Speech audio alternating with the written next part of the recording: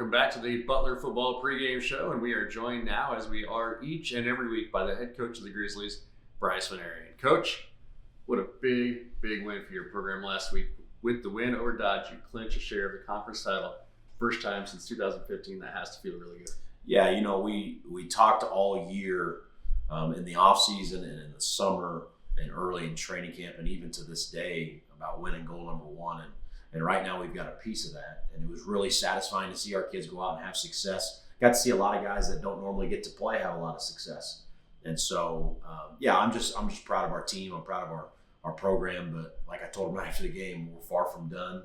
And it's going to start this week when we play a really good Iowa Central football team. Yeah, let's talk about Iowa Central. I mean, they're a team that is coming off of 3 straight wins. They got a big 49-45 win over Garden City last week. So that tells me that they can score a lot of points. Yeah, they've always been really dynamic offensively.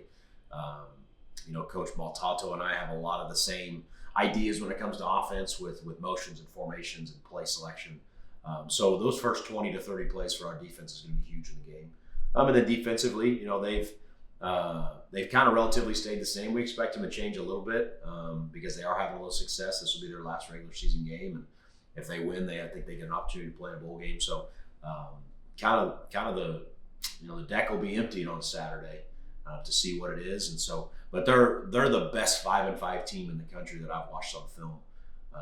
They've had leads in a lot of games and just couldn't close it out. And like I said, they're really dynamic on offense. So our ability to shut their offense down and again sustain drives on offense for us will be key. So you talk about them being 5-5. I was looking at their scores. The widest margin they've had this year was an 11-point loss to Coffeyville. They lost by a touchdown to Iowa Western. They went to overtime with Hutch. They lost by a point to Dodge. And like I say, they've figured that out, and now they've won 3 straight. Absolutely. And in all those games, they were kind of in the driver's seat. They just had some things late in the game not go their way. But they're a well-coached team, probably the best coached team we've played. And so we're going to have to show up. We're going to have to play 60 minutes of football and let the chips fall where they may. This is a team that you went to Iowa Central last year, finest game of the year for the Grizzlies, and handled them relatively easily.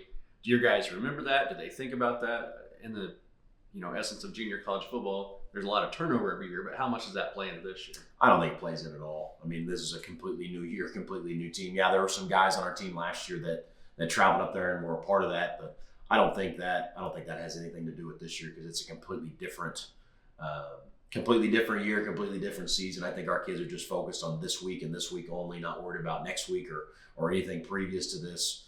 And they've showed that throughout the week in practice. All right, so last week the running game looked a lot different.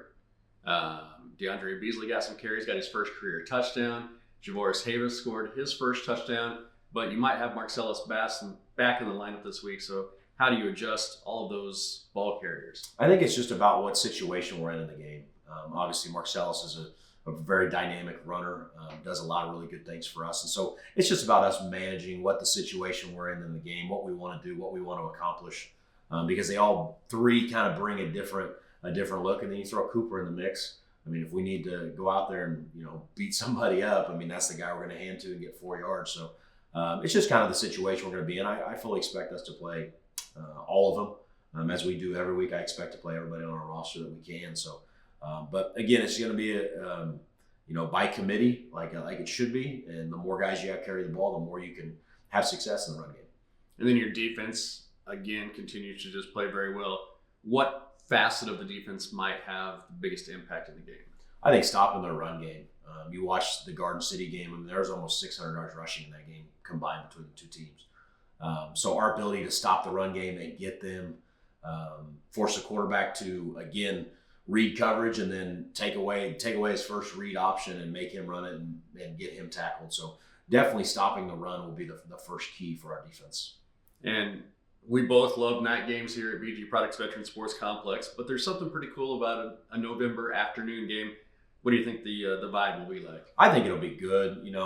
I told our staff in our staff meeting was this is playoff football. And like when I played here and Coach Wall and Coach Mo, last 2 games in November, you played at 1 o'clock. Yep. And so it'll be very, very reminiscent of that. It should be a nice sunny day, a little breezy probably. But I think our kids start faster in the morning.